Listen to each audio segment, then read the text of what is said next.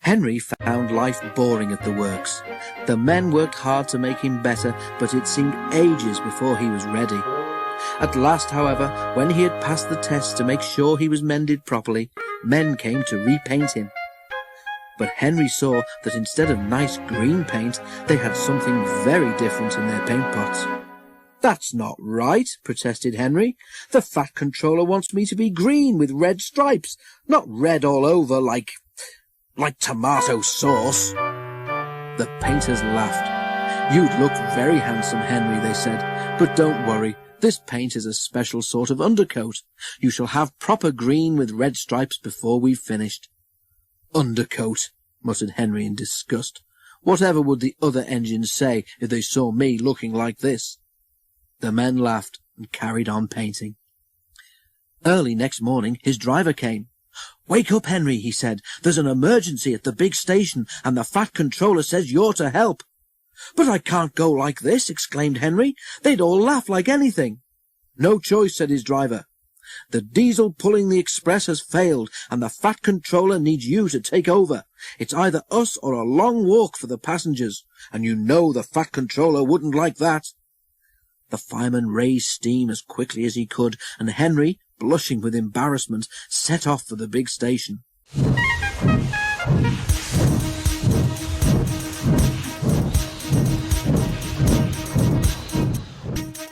The Fat Controller was pleased to see him.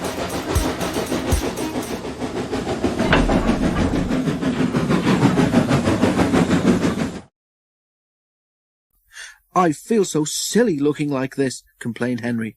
The Fat Controller laughed. "You do look unusual, Henry," he agreed, "but you have helped me out of a very awkward situation, so don't worry about it." But Henry did worry. Soon, too soon for Henry, it was time to start. The express was heavy, and Henry felt the drag of the coaches. "We'll need help on Gordon's Hill today," remarked his driver.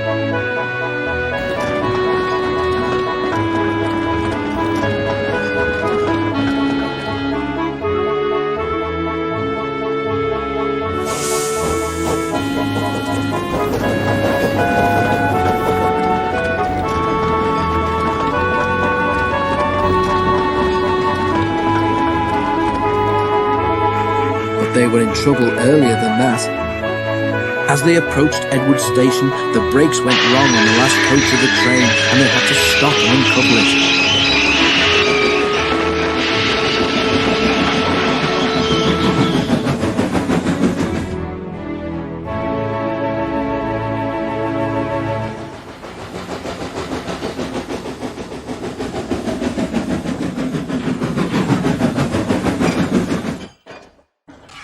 To make matters worse, Donald, who should have been there to help, had been called away. Henry had to push the coach into a siding himself, and, without Donald, there was no one to help him on the hill.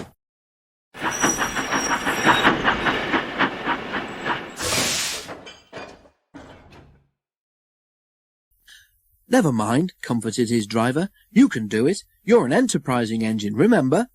Henry snorted. He didn't feel very enterprising just then. The men at the works had mended Henry well. His driver gave him as good a start as he could.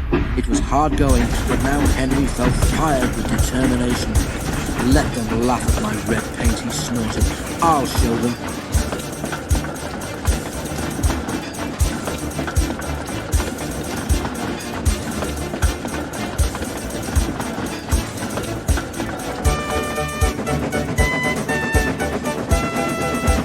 Slowly he struggled upwards.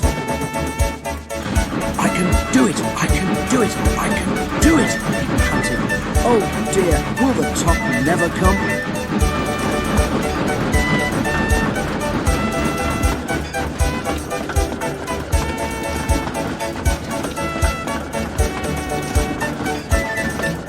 Then, suddenly, there it was.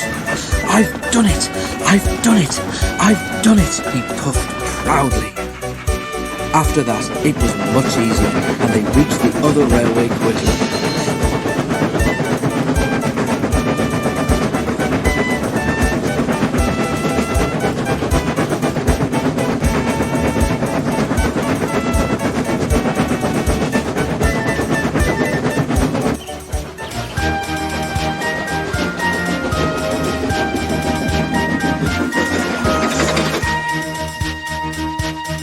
The fat controller who had been on the train came to congratulate Henry. "Well done, Henry," he said. "I'm very proud of you. Perhaps all my engines should be painted red, but you have certainly earned your proper green with red stripes." Which, of course, is just what Henry got.